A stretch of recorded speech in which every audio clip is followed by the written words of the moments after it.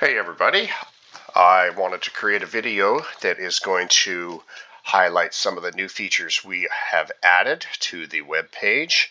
In particular, it's a much more useful packing list and it can be saved. Your progress can be saved on it. You can edit them as much as you like. This is all, of course, based on the status as a member. In order to be able to do the upgraded options that we have as our packing list, you're going to have to sign up as a site member. But taking us to the list options, this menu will change a little bit once it officially launches, which is coming up in just a little over 3 days. So to start with, you've got your option, which is a preloaded list. These ones anybody can access at this point.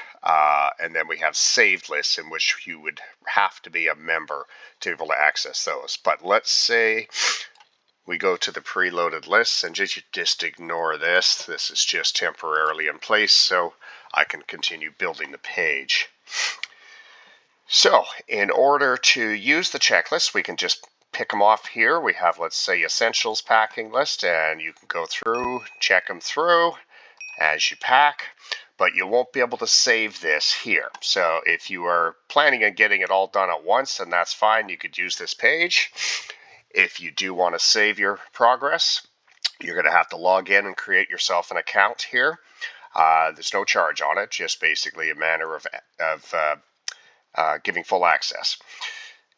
Once you do, you'll have the ability to copy a list to your user saved files. So let's say we are going on a trip to Vermont.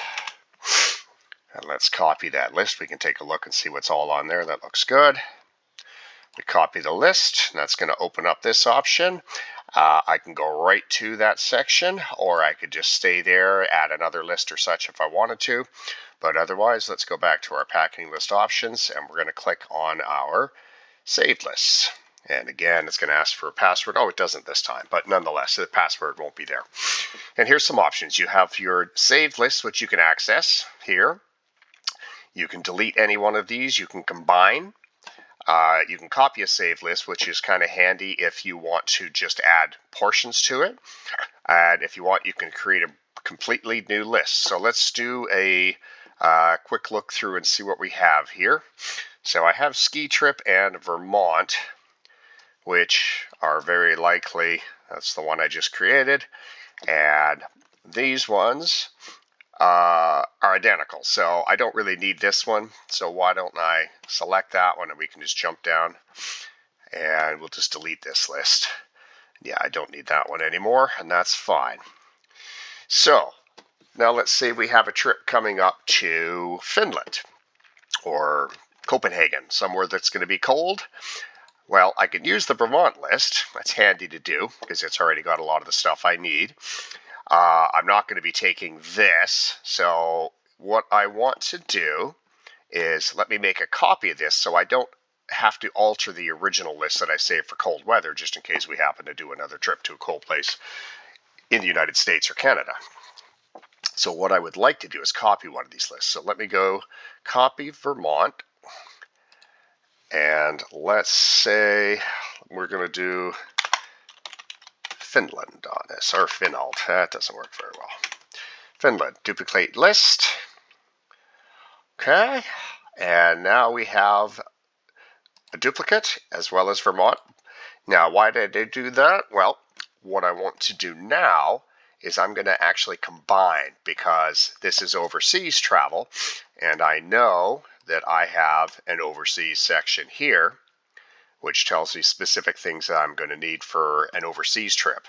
So what I can do is combine lists, and I want to, actually, I don't want to adjust my overseas list. I want to combine the Finland, and now I can addend the list add, which is overseas, and append to the list. And now we have all of the cold weather stuff in addition to the overseas items that we're going to need. And a couple of different ways that you can do this. One, we can do the overall overwrite, which had I done that with the overseas list and appended the Vermont, then that would have overwritten it. I recommend just duplicating the list, basically copying it as a different name, and then that way you can keep your master lists untouched and just work with it from there. So now we have our list. We would go through and such and so forth. Now, because we're going to be going overseas, we really are not going to be taking any of this stuff. So we can just go in here and let's delete that item. Yeah, we don't need that. Okay, that's gone. And we carry on packing as we go, and we can come back if we close out and log back in another day. Our progress will be saved as long as we have signed in. And let's say we decided, well, we want to add something else. Let's see, we want to add a gift for Grandma. We can add that to this list. That might be something that we just needed to add specifically to this list, and it'll show up on the bottom there. If we add it to the wrong list, we can just delete it as well. So that's how you can add individual items to it. And then if you want to create a brand new list, you can do so on this page as well. And that's basically popping down into the create blank list.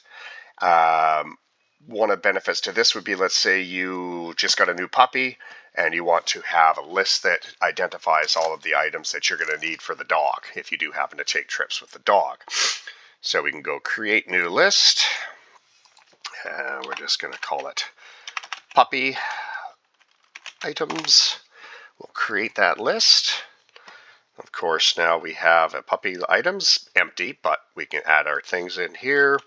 We'll just say a few items in here, bowls, and we'll add, what else shall we put? Some treats, and let's say her cage and bed. Okay, and that's that. So now we have this items that will be automatically saved. And in future, let's say we're going back to Vermont, and now we're going to take the dog. So this time we can create another list, duplicate it, which will be Vermont with pet. Duplicate the list. All right, so now we have the original Vermont. We are going to keep this because we're driving there. And now all we want to do is find our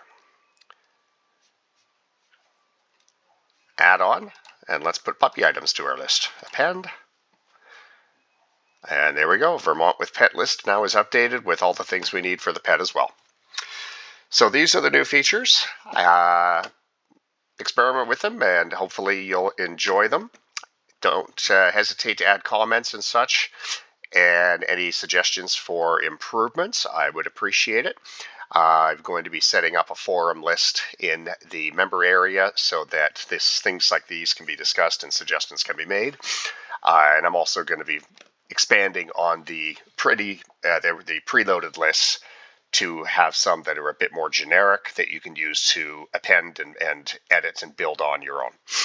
So thanks very much for listening, and I hope you have a great time with the new features on our website.